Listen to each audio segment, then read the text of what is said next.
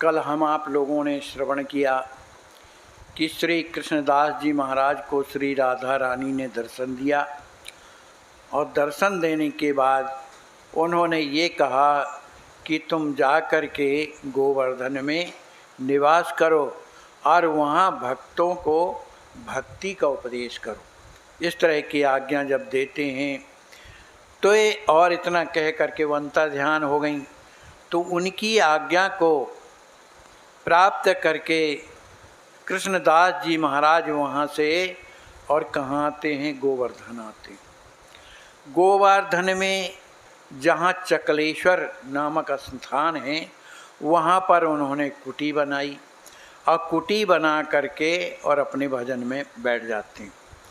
अब उन्हें याद आया कि किशोरी जी ने मुझे आज्ञा दी है कि भक्तों को भक्ति का उपदेश करो, तो मैं तो संस्कृत का पढ़ा लिखा नहीं हूँ, मैं कैसे उपदेश कर सकता हूँ। तो अब उन्होंने सोचा कि ग्रंथों को पढ़ूँ तब ठीक रहेगा, तभी तो ज्ञान आएगा, क्योंकि भक्ति साहित्य के ग्रंथ होते हैं जो महापुरुषों ने लिखे हैं। तो महापुरुषों के ग्रंथों को ला करके जब वो पढ़ते थे तो उनका भजन छूट जाता था और भजन में उनकी बड़ी प्रीति थी। और जब भजन करने को बैठते थे तो ग्रंथ छूट जाते थे, क्योंकि किशोरी जी की आज्ञा है कि भक्तों को भक्ति का उपदेश करना। अब बड़ी दुविधा में हो गए, भजन में बैठें तो ख्याल भूल जाए ग्रंथों का, और ग्रंथ में जब बैठें तो भजन की याद आवे, क्योंकि मन उनका भजन में था। बड़ी दुखी हो गए कि हम किशोरी जी की आज्ञा का पालन नहीं कर पा रहे, तो ऐसे जीवन को रख कर के हम करेंगे क्या। तो वहाँ ही गोवर्धन में जहाँ वो रहते थे सकलेश्वर में, वहाँ मानसी गंगा एक तालाब है। तो वहाँ पर सोचे कि चलो इसी में डूब के और मर जाएंगे। अब रात भर चिंतन करते रहे, सोचने लगे जब सवेरा होगा तो धीरे से निकल करके और उसी में डूब करके प्राणों को समाप्त कर दूंगा, क्योंकि मैं उनकी आज्ञा का पालन नहीं कर पा रहा हूँ, इधर मेरा भजन भी नहीं हो पा रहा, क्या करूँ। अब कुछ जब अंधेला से अब जब उधेला होने लगा, सोचने लगे चलो अब जा कर के शरीर को विनष्ट कर दूँ। ठीक उसी समय उनकी झोपड़ी के बाहर से और आवाज़ आती है, अरे कृष्णदास कृष्णदास। अब वो बाहर जब निकलते हैं तो उन्होंने क्या देखा कि श्री सनातन प्रभुपाद और ललिता देवी ये दो उनकी कुटी के पास खड़े हुए। उन्होंने जब देखा तो उनके चरणों में कृष्णदास जी ने प्रणाम किया। कृष्णदास जी ने प्रणाम करने के बाद पूछा सनातन जी ने कि कहो बेटा क्या हाल है, मधुकरी मांगने जाते हो कि नहीं जाते हो। वो तो सब जानते थे। कहा महाराज जाता तो हूँ। तो कहा दुखी क्यों दिखाई दे रहे हो, और इसी दुख के कारण तो हम तुम्हारे पास आए। अच्छा ये बताओ बेटा कि संसार में शास्त्र तो इतने हैं कि तुम पढ़ते पढ़ते अपना जीवन व्यतीत कर दोगे, फिर भी पूर्ण शास्त्र नहीं पढ़ सकते, है ना। इसलिए तुम आज के बाद जो ये मरने की जो सोचे हो, ये कभी भूल करके मत करना। अरे राधा रानी की कृपा है, उन्होंने आज्ञा दी है तो तुम भजन करो। हम तुम्हें आशीर्वाद देते हैं कि तुम भजन करोगे तो भक्ति शास्त्र तुम्हारे हृदय में स्वयं प्रकट होगा, तुम्हें कहीं जाने की ज़रूरत नहीं है।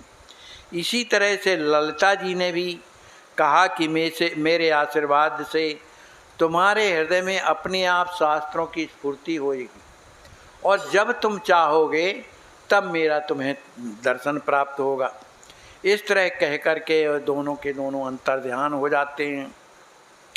अब इस घटना के बाद बाबा कृष्णदास जो है कुछ गंभीर हो गए कि चलो अब भजन करना है, लेकिन लोगों को शिक्षा भी देना है। अब वो चकलेश्वर में जहाँ रहा करते थे तो वहीं पर एक राधा कुंड था। तो राधा कुंड के बगल में बहुत से साधु वैष्णव रहा करते थे। उन सब लोगों को उन्होंने बुलाया, क्या भैया अब शाम को हमारे पास आया करो, हम आप लोगों को भक्ति की शिक्षा देंगे कि भगवान की कृपा कैसे प्राप्त होती है, भगवान का प्रेम कैसे प्राप्त होगा, ये हम आप लोगों को शिक्षा देंगे, क्योंकि राधा रानी की ऐसी आज्ञा हुई है, इसलिए हम आए हैं। इस बात को सुनकर के सभी जितने भी वैष्णव लोग थे सब बाबा के आश्रम में आने लगे। अब वो छोटी सी तो कुटी थी, उसमें कहाँ समाए, तो बाहर बैठ जाते थे। बाहर बैठ करके सबको भजन का भी साधन बताते थे कि भजन करना बहुत ज़रूरी है, साथ साथ जो है साहित्य को भी का श्रवण करो। तो उनमें से गोविंद लीलामृत और कल्पद्रुम और कल्पतरु, क्षण दा नीत, चिंतामणि और पदामृत समुद्र, ये आदि ग्रंथ जो हैं उनके पास थे, उसी को पढ़ पढ़ करके और बाबा उन्हें सुनाया करते थे। इस तरह से भजन की पद्धति, भगवान में प्रेम कैसे हो, राधा रानी हम पर कृपा कैसे करें, इस तरह का साधन नित्य सुनाया करते थे। और जो भी साधक आते थे जिनकी साधना में कुछ गड़बड़ी हो जाती थी, जो बाबा कहते थे कि ऐसा करने से ऐसा होगा, इसके करने से फिर ये होगा, तो जिनकी वो स्थिति नहीं हो पाती थी वो सब रात में आया करते थे। रात में बाबा से पूछा करते थे तो बाबा उसका सुधार कर देते थे कि इधर तुम ये गड़बड़ी कर रहे हो, इसके कारण तुम पर कृपा नहीं हो रही है, उसे सुधार करते। ठीक उसी समय पर एक व्यक्ति जो है वो भी आया करता था, तो वो आ कर के बाबा के पास रात में रोने लगा। अब बोलता कुछ नहीं था, रो ज़्यादा रहा था। बाबा ने पूछा क्या बात है बता। कहा बाबा आज हमसे कुछ भजन नहीं हुआ, मैंने कोई भजन नहीं किया। क्यों नहीं किया? कहा इसलिए नहीं किया कि जब सुबह ध्यान करने के लिए जब मैं बैठा, अच्छा ये जितने भी सुनने आते थे कथा भक्ति रस की, ये सब के सब किशोरी मने सखी को उपासना के थे, सब जो है सखी उपासना के थे। तो ये जो रो रहा था ये भी सखी उपासक था। तो इसने बताया बाबा से कि महाराज जब हम सुबह ध्यान करने लगे तो ध्यान में राज किशोरी जी आई और उन्होंने मुझसे कहा कि हमारे जो हाथ के जो आभूषण हैं इनमें पहना दो, धारण करा दो।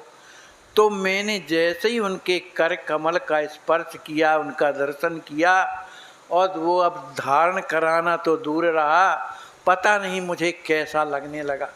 मैं धारण नहीं करा पाया, बड़े मुश्किल से धारण कराया, और उसी स्थिति में मेरी ऐसी मानसिकता बिगड़ गई बाबा कि मैं आज भजन नहीं कर पाया हूँ, मुझे इस बात का दुख है। बाबा ने कहा अरे भैया तू तो भजन से बढ़कर के काम किया तूने, आज कम से कम राधा रानी की सेवा तुझे प्राप्त हुई, इससे बढ़कर के भजन क्या होता है। इस तरह से बाबा उन्हें समझाते थे। एक दिन की बात है कि बाबा अपनी कुटी में बैठे हुए थे। देखो जो भजनानंदी होते हैं और जो रस जिन्हें कुछ ना रस में प्रवेश हो जाता है तो उनके जीवन में कुछ ना कुछ घटनाएं अवश्य होती, क्योंकि उनके हृदय में भगवान के अतिरिक्त, श्री किशोरी जी के अतिरिक्त कोई रहता नहीं। बस उन्हीं से रात दिन लाड़ लड़ाते रहते हैं, उन्हीं से बात करते रहते हैं, संसार वहाँ कहाँ जाएगा। तो ऐसे ही बाबा कृष्णदास अपने भजन में बैठे बैठे उनका मन आज हुआ कि चलो आज होली का उत्सव मनाया जाए। ऐसा कल्पना भर किया, उनके हृदय में होली का उत्सव होने लगा। उसमें किशोरी जी आ गईं, राधिका जी आ गईं, उनकी सब सखियाँ आ गईं, होली का उत्सव शुरू हो गया। अब यहाँ शाम को सभी कोई आया करते थे पाठशाला पढ़ने के लिए। अब ये बाबा जो है उसी होली उत्सव में इतने तन्मय हो गए कि उन्हें होश ही नहीं रहा। पर थोड़ी देर के बाद जब उत्सव समाप्त हुआ तब ये बाहर निकले तो पूरे रंगे थे, बिल्कुल अबीर से, गुलाब से, इत्र से सराबोर थे, बिल्कुल सुगंध आ रही थी। सबने कहा अरे बाबा ये गुलाल अबीर कहाँ पाई, इसमें तो बड़ी खुशबू है। कहा भैया आज जो है राधा रानी आई, श्याम सुंदर आए और उन्होंने फाग का उत्सव मनाया, तो पूरा फाग हमारे ही ऊपर मनाया, तो इसलिए हम जो है इसी में सराबोर हो गए। इस तरह का अनुभव बताते थे, तो लोगों को लगता था कि ऐसी कृपा क्या हमारे ऊपर नहीं होगी। वो भी बड़े दुखी होते थे।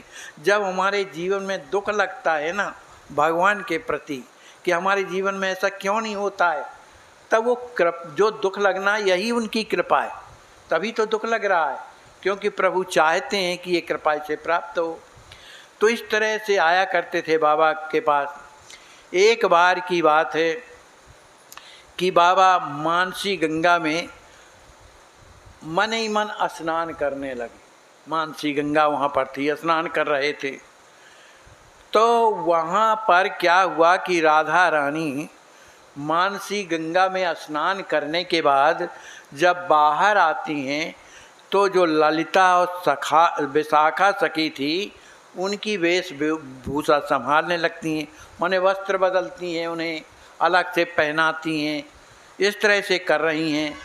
और जो रूप मंजरी हैं वो और भी सामग्री लिए खड़ी अष्ट सखियाँ हैं, वो सब अपना अपना कार्य कर रही हैं। और इसी में भी ये बाबा भी मिल गए, क्योंकि ये भी सखी उपासक थे। तो इनका नाम था मंजरी, केवल मंजरी नाम था। तो ये क्या किए थे कि राधा रानी के लिए इत्र की शीशी लिए हुए थे। ये सब क्या है, मानसिक में चल रहा है, मन ही से शीशी लिए थे। लेकिन जब इन्होंने राधिका जी को सजा धजा देखा और उपहास करते हुए अपनी सखियों से देखा, तो इनका मन डगमग डगमग होने लगा। जब मन डगमग होने लगा तो ये अपने आप को संभाल न सके और गिर गए। और जब गिर गए तो उनके जो हाथ में इत्र की शीशी थी वो गिर गई, फूट गई और उसका इत्र बह गया। तो वहाँ पर चारों ओर सुगंधी फैल गई, माने चारों ओर जितने ब्राह्मण रहते थे उनके सब के नाकों में सुगंधी गई। वो सब दौड़ करके आए, बाबा ऐसी सुगंधी कहाँ से आई, ऐसा कोई समझ में नहीं आता है, इतनी सुगंधी हमने आज तक अनुभव नहीं किया है। तो बाबा तो सरल सीधे थे, उन्होंने कहा भैया मैं राधिका जी को, अपनी स्वामिनी को इत्र लिए खड़ा था, लेकिन उनकी सुंदर छवि का दर्शन करते करते मैं पागल हो गया और गिर गया, तो हाथ से शीशी गिर जाने से अब पूरा इत्र बह गया, उसी के सुगंधी फैल रही। अब जहाँ ये तरह के महापुरुष रहते हों और जो अनुभव करते हों, तो उनके जीवन में बोलो हलचल होती है कि नहीं? क्या हमारे जीवन में ऐसा नहीं हो सकता है? सभी को ये सोचते हैं कि हे प्रभु क्या हम पर ऐसी कृपा नहीं होगी जैसे बाबा पर होती है। बाबा उनको सबको रोजाना बढ़िया माने अंतरंग जो प्रेम की बातें हैं वो बताया, क्योंकि वो सखी उपासना के थे। तो इस तरह से लोग बड़े आकर्षित होते थे, सबको अपना घर द्वार भूल जाता था, बाबा के पास बैठे रहते थे। एक दिन बाबा ने क्या किया कि मानसी गंगा में स्नान करने के लिए गए। अब जब गए तो हाथ में कमंडल था उनके, और मानसी गंगा में ऐसे डूबे कि 7 दिन तक न निकली, 7 दिन तक डूबे रहे। अब ये आश्रम के जो लोग थे वो भागे वहाँ से कि बाबा का तो पता ही नहीं कहाँ गए भाई। जगह जगह पता लगाया गांव के लोगों से, सभी वहाँ तो भीड़ जुड़ गई, अरे बाबा कहाँ गए होंगे। किसी ने कहा भैया बाबा को तो हमने इसी मानसी गंगा में सरोवर में डूबते हुए देखा है। अरे कहा तो डूबा तो 7 दिन तक डूबे रहेंगे। जब ये बातें हो रही थी 7वां दिन था, तभी वो बाबा निकले ऊपर और कमंडल में जल ले करके, अरे बाबा तुम कहाँ चले गए रहे? कहा भैया मैं तो कहीं नहीं गया था, मैं अभी स्नान करके निकल रहा हूँ। कहा आप अभी निकल रहे हैं, 7 दिन व्यतीत हो गए हम लोगों को यहाँ पर खड़े हुए। अरे कहा भाई तुम लोगों की बुद्धि पता नहीं कैसी है, मैं तो अभी गया था वह स्नान करके आया हूँ। इस तरह की लीलाएं उनके जीवन में घटती थी। एक बार क्या हुआ कि एक भरतपुर के जो राजा जिनका नाम था यशवंत सिंह, वो बाबा जी का दर्शन करने के लिए आते हैं चकलेश्वर। और हाथ जोड़ करके प्रार्थना करते हैं, बाबा मैं आपकी कुछ सेवा करना चाहता हूँ, उसे आप स्वीकार करें। बाबा ने कहा भैया हम सेवा क्या, हमारी जो सेवा करते हैं उनकी आप सेवा कर दो, हो जाएगा। कौन करते हैं आपके? कहा ये ब्रजवासी जो हैं इन्हीं के यहाँ हम भीख मांग के लाते हैं, तो इनकी सेवा जब होगी तो हमको इनके द्वारा मिलता रहेगा। तो महाराज ने मान लिया। तो जितने ब्रजवासी थे सबको महाराज ने बहुत ज़मीन दान दिया, इतनी ज़मीन दान दिया कि आज उन्हीं की ज़मीनों में वो ब्रजवासी रह रहे हैं, आज भी रह रहे हैं। इसके बाद महाराज कहने लगे, महाराज आपकी आज्ञा से तो ब्रजवासियों को दान हो गया, लेकिन मेरा मन नहीं भरता है, मैं चाहता हूँ कि कुछ आपकी सेवा करूँ। तो बाबा कहने लगे तू सेवा करेगा मेरी? कहा हाँ महाराज करूँगा। कहा तो एक काम कर, तेरे पास तो बहुत सी रानियाँ हैं, उसमें जो सबसे सुंदर रानी हो, जिसे तू चाहता हो, उसको सजा धजा के मेरे पास भेज दी, बस यही सेवा है। महाराज कुछ नहीं बोले, ने कहा हाँ महाराज। तो एक महारानी का नाम था लक्ष्मी, वो बड़ी रूपवती थी, साथ साथ धार्मिक तो थी, पति की आज्ञा को मानने वाली थी। महाराज ने उसी को भेजा, तो पर्दे में भेजा, सदी जजी आई और पर्दे में के अंदर चली आई। उनकी जो और सेविका थी वो पर्दा लगाए हुए चल रही थी। बाबा एकांत में बैठे थे वहीं पर जंगल में, वो जा कर के रानी जैसे ही खड़ी, वो भी नूपुर पहने हुए थे, कंगन पहने हुए थे, करधनी पहने हुए थे, उनके शब्द जब उनके कान में जाते, वो भजन में बैठे थे, तभी उनकी जब आंखें खुलती है तो उन रानी को देख कर एक टक देखते रह गए महाराज। कृष्णदास जी एक टक देख के रह गए, और रानी भी 20-25 कदम पीछे खड़ी थी, वो भी महाराज को देख करके एक टक खड़ी हो गई। बड़ी देर तक महाराज देखते रहे, महारानी भी देखती रही। बड़ी जब ज़्यादा समय हो गया, दोपहर के बाद भी हो गए, तब फिर जो आई थी उनकी सेवका, उन्होंने पर्दा हटाया और रानी को देखा तो उसकी आंखें बिल्कुल खुली हैं, पलकें बिल्कुल नहीं गिर रही हैं। ऐसी बाबा की भी पलकें गिर नहीं रही हैं। उन दोनों की स्थिति को देख करके अब वे दासियाँ भागी महाराज के पास, जो महाराज यशवंत सिंह थे उनके पास, कि रानी की तो ऐसी स्थिति है और बाबा की ऐसी स्थिति है, अब हम लोग करें क्या? न वो हिल रहे न डुल रहे, क्या करें? तो महाराज भी आए। जब महाराज ने जब देखा तो एक दिन पूरा व्यतीत हो गया, महाराज वहीं रह आए। दूसरा दिन भी व्यतीत हो गया, महाराज वैसे ही बैठे रहे, और इधर महाराज भी, जो बाबा जी थे वो एकदम दर्शन कर रहे हैं और महारानी भी दर्शन कर रही हैं। अब जब तीसरा दिन सवेरा हुआ तब बाबा जी को कुछ होश आया संसार का। जब उनको होश आया तब फिर उनकी आंखें पलकें गिरी, रानी की भी पलकें गिर गईं, वो भी वहाँ पर बैठ जाती है। अब राजा को संदेह हो गया कि बताओ इतने बड़े महापुरुष होकर के और एक महारानी में इनकी इतनी आसक्ति हो गई कि देखते देखते और 3 दिन हो गए इनकी समाधि लग गई। लेकिन बाबा तो उनके हृदय की बात जान गए। उन्होंने कहा आप इधर आओ। उनके सिर में हाथ रखा, कहा कुछ समझ में आ रहा है? तब उनका जो संसार का ज्ञान है वो सब समाप्त हो गया। उन्हें ये अनुभव हुआ कि महापुरुष जब कोई सुंदर वस्तु को जब देखते हैं तो उन्हें अपनी इष्ट की याद आया करती है। महारानी को देख करके महाराज जी को किसकी याद आ गई? राधा रानी की याद आ गई कि हमारी लाडली जो ऐसी हैं ऐसी हैं ऐसी। और उसी लाडली जी का चिंतन करते करते उस महारानी में ही राधा रानी का दर्शन होने लगा, और उसी का वो दर्शन करते हुए और 3 दिन तक बिल्कुल उनकी पलकें नहीं गिर रही थी। इस तरह का जब महाराज को ज्ञान हुआ तब कहा कि और रानी की स्थिति कैसी हो गई? तो महाराज ने समझाया वो रानी थी ही नहीं। कोई संसारी औरत क्या इस तरह से किसी का दर्शन कर सकती है? वो तो मेरी दयालुनी थी, उनके स्वरूप में आकर के वो मुझे सुख दे रही थी। इस तरह का जब कहा तब बाबा का बाबा के कहने से महाराज को शांति मिली। अब रानी का तो हृदय ही बदल गया था संसार से, क्योंकि भगवान के भक्त की कृपा हो गई और फिर सिद्ध संत की कृपा हो गई। दूसरे दिन वो लक्ष्मी रानी आती है राधा कुंड के पास, जितने भी वैष्णव रहते थे उनसे हाथ जोड़ करके प्रार्थना करती है कि मैं आप लोगों की सेवा में कुछ खर्चा करना चाहती हूँ, आप उसे स्वीकार करो। लेकिन उन सब वैष्णव ने कहा कि हम राजाओं का अन्न ग्रहण नहीं करते, क्योंकि यह एक प्रकार का दूषित अन्न माना जाता है। जब इस तरह से रानी को कहा तो रानी रोने लगी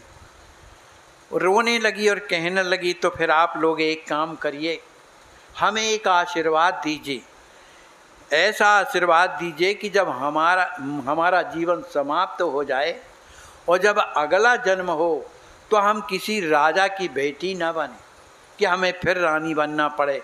कोई ऐसी साधारण घर में हमारा जन्म दे देना जिससे हम आप लोगों की सेवा कर सकें। ऐसा जब कहा तो उन ब्राह्मणों का हृदय बड़ा द्रवित हो गया कि बोलो रानी हो करके भी कैसा ये प्रार्थना कर रही है। उन्होंने कहा, देखो यदि आप हमारी सेवा करना चाहती हैं तो एक काम करो कि अपने हाथ से गोबर के कंडे बनाओ और उन कंडों को बेच करके जो भी उससे धन मिलेगा उसे हम स्वीकार कर लेंगी। ऐसा जब कहा तो रानी ने स्वीकार कर लिया। अब वो कंडे पाथने लगी, इतना कंडा पाथा उसने कि जो भी धन था सब ब्राह्मणों को दे दिया, वैष्णव को दे दिया। और उसी से आज भी उस धन से कहते हैं वैष्णव की सेवा आज भी हो रही, इतना धन मिला। इस तरह से एक दिन की बात है कि बाबा सुसिद्ध बाबा थे। ग्रंथ पढ़ते पढ़ते वो ग्रंथ भी किसके थे? विश्वनाथ चक्रवर्ती पाद, बड़े अच्छे महापुरुष हो गए, ये भी महात्मा थे। तो ये ग्रंथ पढ़ते पढ़ते उन्हें याद आया कि मैंने तो स्नान नहीं किया है। अब ये ग्रंथों ही को ले करके और मानसी गंगा में कूद गए। अब चले गए, स्नान ध्यान करने लगे और जब वहाँ से निकले तो उनके ग्रंथ ज्यों के त्यों उनमें एक भी जल का छींटा नहीं पड़ा था। वो ज्यों के त्यों माने सूखे थे। ये भर स्नान करके आ गए।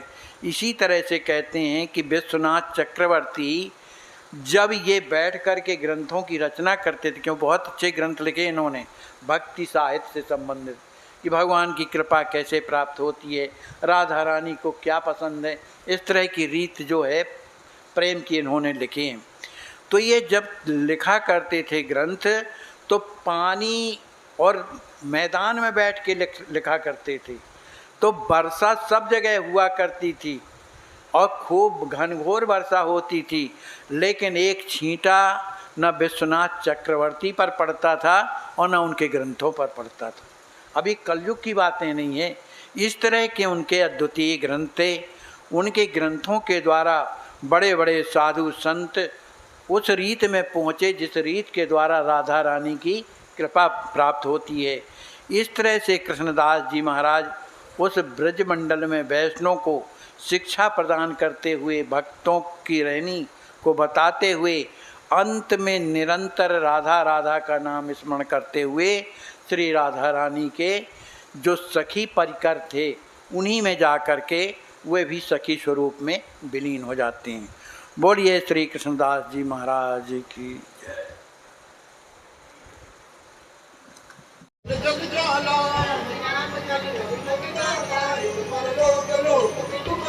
नहीं कल कर मन भक्ति विवेकु राम नाम अवलंबन हेतु। राम नाम नर के सरी कनक कसिकु कलिकाल। सियावर रामचंद्र पद जय शरण सीताराम। गायक गाय हनक नाल सहु नाम जपत मंगल दिसि दसहु।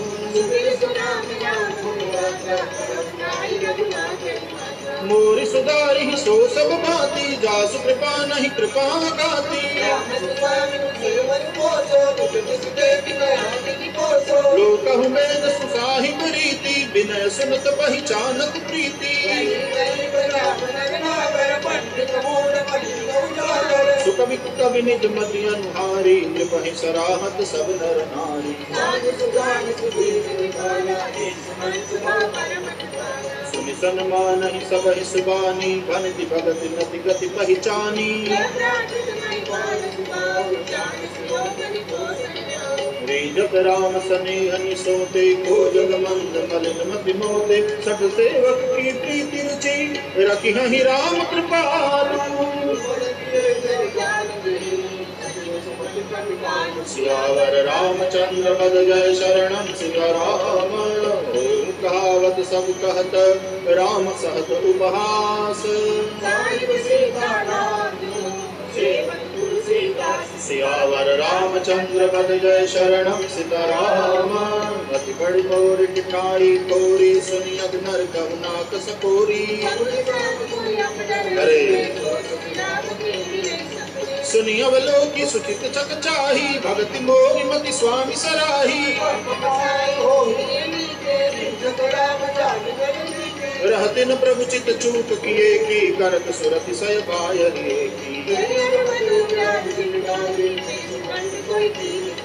सोई कर दूत विभीषण केरी, सपने सोन राम ही हेरी।